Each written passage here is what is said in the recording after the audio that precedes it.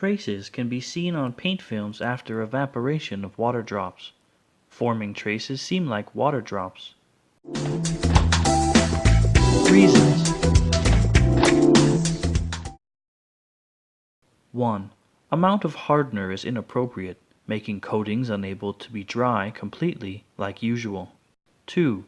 Mineral substances in water drops are concentrated and attached after evaporation of water. 3. Coatings exposed to rainwater or water drops before drying. Precautionary measures.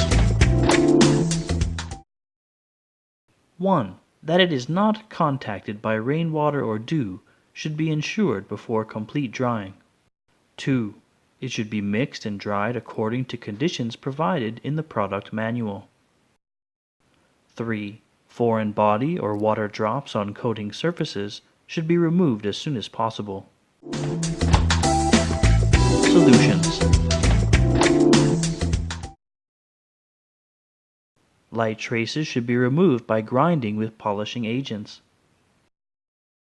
Serious sinks caused by acid rain should be resprayed after polishing.